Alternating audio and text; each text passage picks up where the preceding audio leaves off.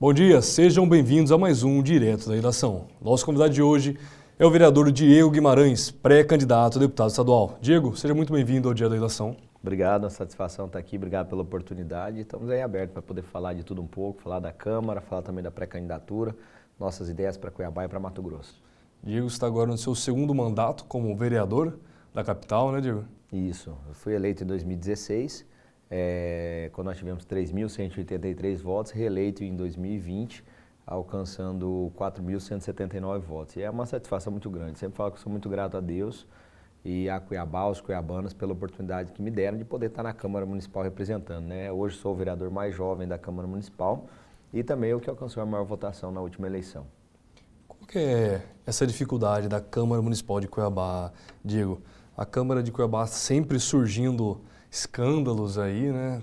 Cuiabá tem vivenciado muitos problemas nesses últimos tempos. Qual que é a maior dificuldade de um vereador do município de Cuiabá? Eu costumo dizer que a Câmara, nos últimos anos, eu estou desde 2017 lá efetivamente como vereador, ela tinha até aquela triste pecha, né? Que ela tinha um apelidinho ruim, né? Casa que eu não gosto nem de falar. E eu falo que aquela peste, se você for ver, ela vem até mudando. A Câmara, nos últimos anos, você pode dizer que ela foi um cenário de muitas polêmicas, mas não de escândalos. As polêmicas são naturais em qualquer parlamento. A divergência de ideias, as brigas, o debate acalorado, até o empurra-empurra acontece em muitos congressos no mundo inteiro. Se você pegar na Câmara dos Lordes, na Inglaterra tem discussão acalorada. No Japão acontece isso, em qualquer lugar do mundo onde tem divergência de ideias, é natural que tenha um debate acalorado. Na Câmara, nos últimos anos, tivemos muitos debates acalorados. CPIs extremamente acirradas, como a do paletó, dos medicamentos, da saúde, dos semáforos inteligentes. Agora nós temos a CPI da Águas Cuiabá, isso é natural. Agora eu sempre digo que o que não dá de misturar é a polêmica que existe dentro de um parlamento com ideias, divergência de ideias, com escândalos. Nos últimos anos a Câmara Municipal, graças a Deus, pelo menos até o momento, não esteve envolvida como no passado ela vinha se envolvendo em escândalos. Como teve no passado Lutero Ponce, que foi secretário, acho que foi afastado, teve problema de cassação, Chica Nunes, João Emanuel, entre outros presidentes da Câmara Municipal que tiveram problemas sérios de escândalos de corrupção. Isso não aconteceu na Câmara nos últimos anos, o que é bom. Muito embora a gente faça nossas críticas quanto à atuação, quanto à forma submissa que muitos vereadores atuam em relação ao Executivo, olhando muito mais o Executivo do que a população, mas isso é decisão individual de cada vereador e cabe ao eleitor, quando vier uma próxima eleição, avaliar se quer ou não manter aquele vereador na Câmara, né? Então as maiores dificuldades que nós vemos hoje dentro do Parlamento, se você me perguntar para que o Parlamento seja ainda mais reconhecido ou tenha um reconhecimento por parte da população, é de que todos os vereadores possam agir com a independência necessária para que ele possa entregar o melhor para o Cuiabá. O que acontece, infelizmente, é que me parece que tem vereadores que pensam que o Poder Legislativo é um poder abaixo do Poder Executivo. Ele não é um poder abaixo, submisso, subalterno ao Poder Executivo. Ele é um poder tal qual o Poder Executivo. E como tal ele deveria se portar. Infelizmente, o que nós vemos não é assim. É vereador que pensa que ele está abaixo e age como um verdadeiro funcionário do prefeito, conduzindo aí a decisões que nem sempre são aquelas que a população espera, mas sim aquela que o prefeito pede. Já que você mencionou essa questão da prefeitura, você também falou da CPI do paletó. Você foi um dos vereadores que estava à frente dessa CPI, né? O que você achou desse andamento, desse processo dentro da Câmara? Bom, a CPI entregou o seu resultado. A CPI aprovou um relatório final, produziu um relatório final falando que sim, o dinheiro que o então deputado Emanuel Pinheiro recebeu de Silvio Corrêa era dinheiro de corrupção. E mais, também a CPI trouxe provas de que o agora prefeito tinha em sua casa um áudio, não sei se você lembra, de uma conversa entre Alan Zanata e Silvio Corrêa, que tentava desqualificar a delação feita por Sival por Silvio, em uma busca e apreensão realizada na casa do então prefeito, agora prefeito Jair Emanuel Pinheiro. E a CPI chegou ao seu resultado, muito embora tentaram travar lá na Justiça, tentaram manobra jurídica e legislativa dentro da Câmara, e nós batalhamos, foram 2 ou 3 anos batalhando na Justiça e dentro do Parlamento para entregar um resultado ao Cuiabá. A verdade veio às claras. E tudo isso foi encaminhado ao Ministério Público com o resultado daquilo que nós produzimos. Infelizmente, a maioria dos vereadores base do prefeito não aprovaram o processo de cassação que foi advindo dessa CPI, mas que a CPI cumpriu o seu trabalho, ela cumpriu. Qual que é a sua avaliação da atual gestão Emanuel Pinheiro, Diego? Olha, Manuel Pinheiro, ele tem o rótulo, né? Ele é tido como o prefeito mais corrupto do Brasil. É tido como prefeito do paletó. E, para além disso, ele desenvolve uma péssima gestão. Então, Cuiabá perde muito com a gestão de Manuel Pinheiro. Cuiabá perde em credibilidade. Pensemos bem, qual é o investidor que pensa em abrir uma grande empresa em Cuiabá, considerando que o poder público municipal tem à frente um prefeito que foi filmado pegando dinheiro de corrupção? Qual é a credibilidade que a nossa cidade tem perante o empresariado, perante um mercado internacional, perante um grande empresário, grandes conglomerados de empresas que talvez gostariam de abrir e ter sua sede em Cuiabá para poder gerar emprego, gerar renda?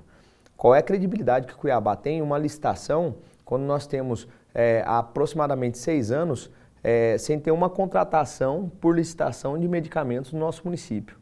Quem é o fornecedor de medicamentos que ousa vir vender em Cuiabá? Sabendo que aqueles que tinham contratos antigos, que eram mantidos por meio de licitações, eles tiveram suspenso o pagamento, quase que quebrando o fornecedor para que o fornecedor desistisse e voltasse e fizessem contratos emergenciais como os que acontecem hoje na compra de medicamentos, na aquisição de serviços, como na terceirização de mão de obras. Então Cuiabá perde muito hoje, terceirização de mão de obras da saúde que eu estou falando. Tivemos 2, 3 secretários de saúde afastados, tivemos 8 secretários afastados no total na gestão de Manuel Pinheiro desde o início dela. Tá, foi secretário de gestão, secretário de educação, secretário de governo, secretário de mobilidade urbana, secretário de saúde 3. Então assim, Cuiabá perde muito hoje com a gestão de Manuel Pinheiro. Perde muito. E eu acho que todo o atraso que Cuiabá acumulou durante esse período de 5 anos, 6 anos aí já de gestão de Manuel Pinheiro, vai demorar pelo menos 10 a 15 para que a gente possa recuperar lá na frente, muito embora nossa cidade seja uma cidade que o crescimento econômico de Cuiabá e o crescimento arrecadatório possa camuflar a péssima gestão que é feita por Manuel Pinheiro. Você está à frente da CPI das Águas Cuiabá, né? Você pode falar um pouquinho sobre isso para a gente? Bom, a CPI das Águas Cuiabá ela surge de uma súplica da própria população. A Águas Cuiabá ela recebeu essa concessão há 3, 4 anos, veio aí com uma proposta de investimento extremamente alto e aqui nós não somos contra qualquer tipo de investimento, especialmente em saneamento à saúde, saneamento a desenvolvimento humano, saneamento é algo que o município precisa, eu sou a favor das obras de saneamento. Agora nós não podemos, em detrimento das obras de saneamento, nós temos o sucateamento da nossa malha viária com obras mal feitas, que a Águas Cuiabá, eu não preciso ficar aqui citando 1 ou 2 exemplos, porque quem anda em Cuiabá está vendo nossas ruas rasgadas, nós estamos vendo diversos buracos deixados pela Águas Cuiabá, então verdadeiros quebra-molas de obras mal feitas por eles. E segundo e terceiro, está sacrificando o povo cuiabano com a cobrança de 90% do valor da taxa de água, da tarifa de água a título de taxa de esgoto. E ainda considerando que, conforme já apurado pela CPI, e a gente tinha indícios, agora nós temos confirmação, de que nem todo esgoto que é cobrado, ele é efetivamente tratado. Nós temos esgoto que é apenas coletado pela Águas Cuiabá e jogado in natura na natureza. Mas mesmo assim ela está cobrando 90% do cidadão. Então são N fatores que a gente precisa analisar. A atuação da ARSEC também, da Agência Reguladora de Serviço Concessionário e delegado do município de Cuiabá, precisa ser avaliado. Para você ter noção, mesmo diante de tanta obra com recalque, né, que é esse afundamento, tanta obra mal feita, mesmo diante da evidência e já comprovação de que a Águas Cuiabá não trata todo o esgoto, a ARSEC até hoje só aplicou uma multa na Águas Cuiabá. A agência que deveria defender o interesse do povo, da população, ela mais parece, você ouvir a coletiva, desculpa, a oitiva do presidente da ARSEC na CPI, você fala, não, ele é advogado da Águas Cuiabá. Então há um fenômeno jurídico que a gente chama de captura de agência. A captura de agência é quando uma agência reguladora, ela deixa de desenvolver o seu papel fundamental, que é defender o interesse do povo e o cumprimento do contrato, e ela é capturada. Ela é tomada pela concessionária e passa a desenvolver, na verdade, um papel de defesa da empresa. E ao que tudo indica, é o que infelizmente acontece com a Agência Reguladora de Cuiabá. Então o que nós queremos é melhorar, otimizar o serviço, que a empresa, não cumprindo o seu papel do contrato e não entregando obra de qualidade, que ela possa ser penalizada. Você acredita que possa vir uma outra empresa aí para assumir essa? É uma possibilidade, tá? O rompimento do contrato está previsto e a CPI pode indicar a necessidade desse rompimento de contrato. Ainda não tenho isso concluído, quero muito que os serviços de água e esgoto em Cuiabá melhorem, seja com a Águas Cuiabá, seja com outra empresa. Recentemente agora a região do Cochipó, quem mora ali na região do Tijucal, Toda a região ali tem faltado muita água. No espaço recente, estou recebendo muita reclamação de falta de água. Eles alegam que estão fazendo obra, mas falta água sem prévia comunicação, sem qualquer indenização ao cidadão, sem fornecimento de águas de caminhão-pipa, água por meio de caminhão-pipa, e o cidadão fica lá, né? A empresa, quando falha, ela é coitadinha, pede desculpa. O cidadão, se deixa de pagar um boleto, é multa, juros, corta a água, corta tudo da pessoa, vai para o Serasa, e com ele o tratamento é diferente. O que nós queremos é que o contrato seja cumprido. Agora, se será pela Águas Cuiabá ou com outra empresa, pouco importa. O importante é contrato cumprido e serviço de qualidade para o cidadão. Na nossa atual saúde, Diego, nós tivemos nos últimos anos alguns escândalos com relação à CPI do remédio, por exemplo, falta de funcionários, terceirização de funcionário de forma incorreta. Como que o senhor analisa essa nossa saúde da capital? Bom, a saúde de Cuiabá, há algum tempo, ela deixou de ser prioridade para a entrega de saúde. Ela passou a ser prioridade para a entrega de corrupção. Ela deixou de ser uma prioridade dentro do serviço público para cuidar do cidadão. Há verdadeiros conglomerados de empresas, empresários, servidores públicos que infelizmente se valem da saúde de Cuiabá para corrupção. Para você ter noção, CPI dos medicamentos vencidos. Recebi a denúncia, vim acompanhando e chegou um belo dia, eu estava inclusive licenciado, fui até o CDMIC, Central de Distribuição de Medicamentos de Cuiabá, e lá nós encontramos 30 milhões de reais de medicamentos vencidos. Só de amoxicilina, nós encontramos 60 mil frascos de amoxicilina lá. Dava uma para cada 10 cuiabanos. Pensa, cada 10 cuiabanos, onde toma aqui, ó, amoxicilina para você. E hoje está faltando amoxicilina nos postos de saúde. Esse é o absurdo que eu não posso admitir, isso não tem lógica. Recebendo o medicamento chegava lá para ser entregue, faltando 30 dias para vencer. Numa clara jogada de poder entregar medicamentos que está prestes a vencer, compra ele mais barato, entrega para o poder público, vence lá no estoque do poder público, o prejuízo fica para quem? Para o povo. Aí você pega as UTIs, durante a pandemia, houveram 70 UTIs fantasmas em Cuiabá, isso comprovado. Dinheiro que vinha do Ministério da Saúde e era para colocar UTI, não tinha 70 UTIs, nós contamos UTI e faltava 70. Nós tivemos escândalo do ex-secretário Ruar, que foram mais de 100 milhões de reais direcionados para o esquema dele de UTIs também.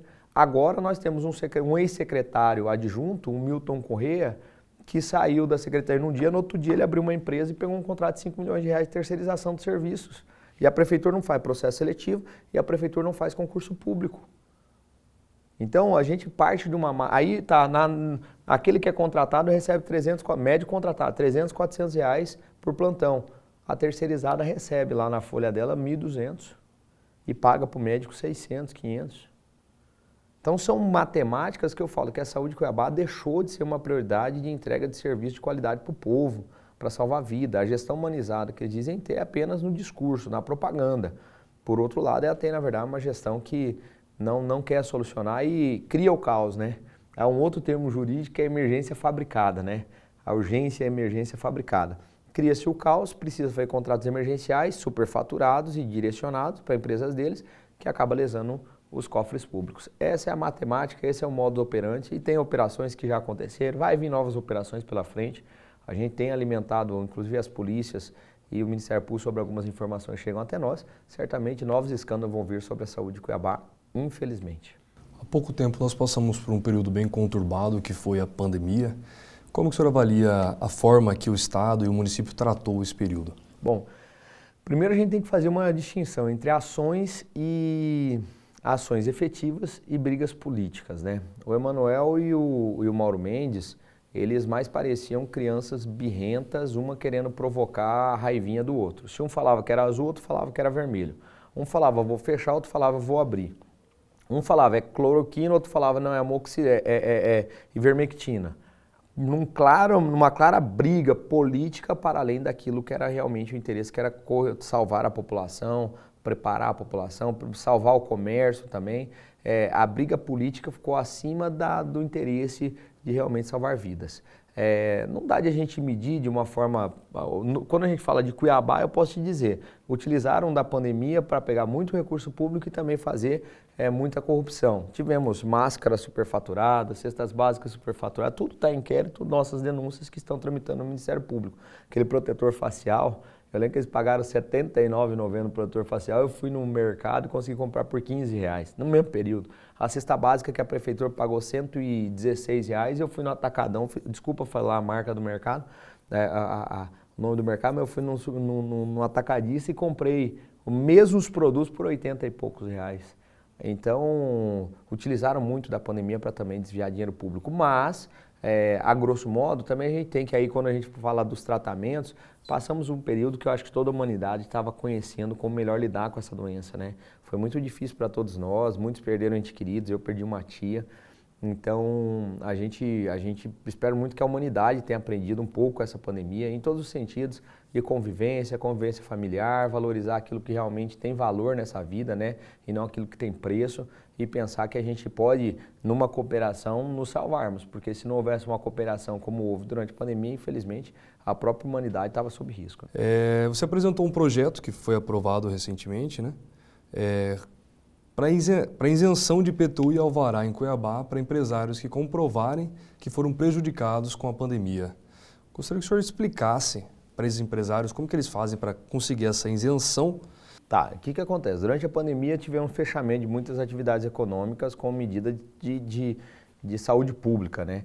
E esses empresários tiveram muitos prejuízos. Com essa lei de nossa autoria, quem tem empresas que estão contempladas nos quinais, né? A sua atividade principal é uma daquelas que foi afetada com o fechamento da economia, está lá na lei, depois, caso queira, pode nos procurar no Facebook, no Instagram, que a gente pode passar certinho quais são os quinais, você terá direito à isenção de IPTU e alvará de 2020, 2021 e 2022. Ah, Diego, mas eu já paguei 2020 e 2021. Tá, você tem direito a um crédito, você vai entrar com o processo na Secretaria de Finanças do município de Cuiabá, um e-mail que você pode mandar todos os documentos por lá, preenche um pequeno cadastro, comprova que o imóvel que você pede a isenção do IPTU é o imóvel onde desenvolve a atividade da empresa, né? Por exemplo, um restaurante, onde é a sede do restaurante, e você vai ter esse direito validado, vai ser reconhecido esse direito com a isenção do IPTU e também do alvará. É uma forma, né, pequena de poder reparar, o município reparar e também fomentar, aquecer um pouco essa economia que já foi demasiadamente prejudicada durante o período da pandemia, né? Então, quem quer, caso queira, é só nos chamar no Facebook e no Instagram, eu passo o número da lei, passo quais são os requisitos legais que precisa, vai ter que pegar o contrato social da empresa, o cartão de CNPJ, a comprovação do imóvel, não é tão complexo quanto parece, vale a pena, né? É um dinheiro a mais no bolso do empresário cuiabano. Parabéns por esse projeto, Diego. Diego, outro projeto que você apresentou há pouco tempo é para incluir a educação financeira na grade curricular do ensino médio aqui em Cuiabá, né? Um projeto muito interessante, foi até discutido há pouco tempo a nível nacional, né, esse projeto. Como que anda esse projeto, Diego? Ele está tramitando na Câmara Municipal ainda, é um projeto que a gente, se você pegar os dados, hoje o brasileiro ele não aprende a fazer gestão financeira, ele aprende a tentar pagar contas, e a gente hoje tem um dado aí que aponta que mais de 30% da população nacional está endividada. Então, uma das ideias, a ideia com esse projeto é trazer a educação financeira para dentro das escolas, ensinando nossas crianças a fazer investimento, ensinando elas a ser empreendedora. Nós precisamos fomentar a cultura do empreendedorismo dentro da nossa nação, dentro da nossa cidade, dentro do nosso estado. Tenho conversado muito com setores do comércio, como FCDL, CDL, FEComércio, Abrazel, Acomac, entre outras instituições representativas, Associação Comercial de Cuiabá. A gente tem conversado bastante sobre a necessidade do fortalecimento do empreendedorismo dentro da nossa sociedade. Há uma cultura, né, no Brasil de olhar o empreendedor, olhar o empresário até com maus olhos. O chefe, né, o patrão. Gente, empreender é muito difícil e quem consegue empreender, gerar emprego e renda, ele tem que ser olhado com muitos bons olhos e tem que se fomentar isso, porque ele gera emprego, gera renda, movimenta a economia, paga imposto, sustenta a máquina pública. Então o projeto tem justamente essa finalidade, é olhar com bons olhos a questão da gestão econômica, financeira, pessoal, mas também trazer um fomento aí para que as pessoas olhem para o empreendedorismo como uma solução, inclusive, de vida, né? Pensar no futuro, pensar na vida do jovem, do adolescente, com um jovem que tem essa visão empreendedora e também de gestão das suas finanças. Diego, falando agora em nível nacional, qual que é a sua análise nessa questão do nosso governo federal aí? Estamos com 2 nomes fortes aí para pré-candidaturas aí, o nosso atual presidente Jair Bolsonaro e o ex-presidente Lula. Como que você analisa essa questão aí? Bom, eu tenho um posicionamento muito claro, né? A gente tem dois grupos, não dá de fugir disso, não se viabilizou uma terceira via. De um lado ao presidente Bolsonaro e do outro lado ao ex-presidiário Lula. Isso é muito claro. Ah, mas o Lula foi inocentado. Mentira. O Lula teve anulado as suas sentenças. Inocentado ele não foi. Os erros feitos pelo senhor Sérgio Moro nos processos levaram o Lula a hoje se dizer uma pessoa que tem certidão negativa na justiça. Mas os atos praticados no governo PT foram atos de corrupção, atos graves de corrupção, e que tinha ligação direta, comprovadamente, por parte do presidente e toda a sua cúpula. Ah, Diego, mas há resquícios também no governo Bolsonaro. Eu não boto mão no fogo nem por um nem pelo outro. Mas entendo que hoje, para um Brasil que pretende se desenvolver, pretende olhar com a desburocratização da máquina pública, com uma gestão melhor daquilo que é o nosso maior valor, que são os bens, o patrimônio do Brasil, eu acredito que ele vai estar melhor conduzido com a gestão Bolsonaro. E aí, olhando um pouquinho para o nosso umbigo aqui, olhando um pouquinho para o umbigo do Mato Grossense, a gestão que hoje é defendida, a gestão que hoje é tocada pelo Bolsonaro, olhando para o agronegócio, para a agroindustrialização, também olhando para a logística com a liberação das ferrovias, acredito que o Bolsonaro tem feito muito para o Mato Grosso e tem ajudado muito. Muito embora nós saibamos, e aí tem que fazer essa ressalva, nós vivemos um momento econômico mundial muito difícil, passamos por uma pandemia que trouxe um índice de inflação gigantesco. Hoje tudo está caro, combustível está caro, alimento está caro, moradia está cara, mas há um reflexo também da pandemia.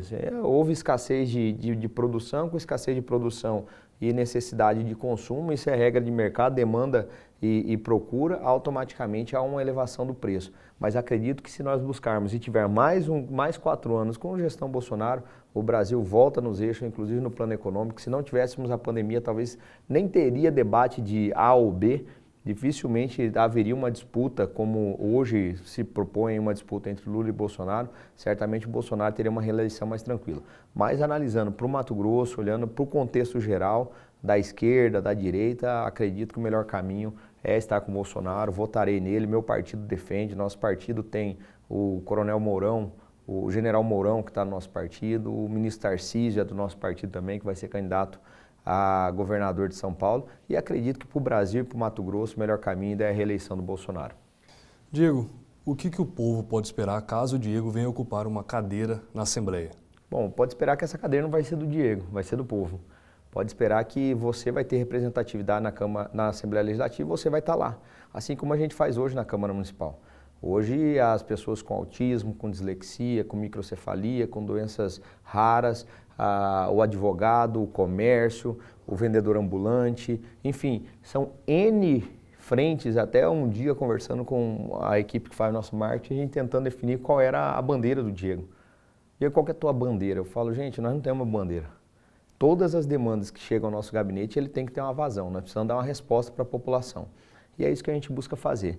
Então, quem procura um deputado estadual que te dê resposta, talvez é um melhor um não verdadeiro do que um sim mentiroso, eu sempre falo isso. Que dê respostas, que atenda os anseios da população, que lute até o final pelo seu direito. Se você quer ter um deputado assim, é o Diego Guimarães que se propõe a ser esse deputado. E mais, aí eu coloco também à disposição da população mato-grossense o nosso preparo, o meu preparo, a capacitação técnica que eu tenho. Eu sou formado em Direito pela Universidade Federal de Mato Grosso, tenho 2 pós-graduações também na Universidade Federal, sou mestre em Direito pela Universidade Federal, tenho escritório de advocacia já há 8 anos, trabalhei no Ministério Público por 6 anos, sendo 3 deles estagiário, 3 anos também como assessor. Estou na Câmara Municipal há 6 anos fazendo o trabalho legislativo, fui presidente da CCJ, hoje presido a Comissão de Indústria e Comércio da Câmara Municipal e acredito ter o preparo necessário para bem representar a população mato-grossense. Então, aquele que procura um deputado que esteja preparado, que possa fazer jus ao seu voto, obviamente, no momento certo vão poder pedir voto, trabalhe, analise e veja o pré-candidato Diego Guimarães, vai no Facebook, no Instagram, investiga sobre a nossa vida e vê se a gente merece essa confiança e vem com a gente, porque acredito que a gente pode transformar o Mato Grosso, fazer o Mato Grosso um lugar melhor para se viver, pensando que essa pujança econômica também que nós temos, ela precisa ser corretamente direcionada. Eu falo até na formação de mão de obra, pensando no jovem, no adolescente, que infelizmente nos últimos anos a gente viu um crescimento e uma priorização gigante da formação superior. E hoje, se você analisar o mercado, hoje está cobrando a mão de obra preparada para o trabalho técnico. Então, o investimento em escolas técnicas para tirar o jovem ali do ensino médio já pronto para exercer uma profissão ou que faça um curso profissionalizante, que hoje é o que precisa. Morei 18 anos em Guarantã do Norte, de onde eu vim para concluir o ensino médio, vim para Cuiabá fazer faculdade, e hoje a gente vê o crescimento econômico que está acontecendo lá e a falta de mão de obra. Hoje não tem mecânico na cidade. Hoje você vai para algumas fazendas que o agro entrou muito forte naquela região com a agricultura, você vê a dificuldade que tem de mão de obra. Enquanto isso, nós temos no mercado diversos advogados, contadores, administradores formados, mas que não suprem essa mão de obra que hoje é necessitada pelo mercado. Então, Mato Grosso, nos próximos 15 anos, é entender a sua vocação econômica, que não vai fugir do grande agro, mas a agroindustrialização precisa acontecer aqui, mas isso só vai acontecer se nós tivermos mão de obras preparadas e gestores que tenham essa cabeça com uma visão de futuro e o preparo para que o Estado continue crescendo. Perfeito, vereador. Muito obrigado pela sua presença hoje aqui no Dia da Redação. Eu que agradeço. Sempre bem-vindo na casa. Obrigado, uma satisfação estar com vocês. Obrigado você que nos acompanhou até aqui. Caso tenha perdido algum bloco, acesse agora o agroplus.tv para assistir esse programa na íntegra. Obrigado novamente, Diego. Para vocês, até amanhã.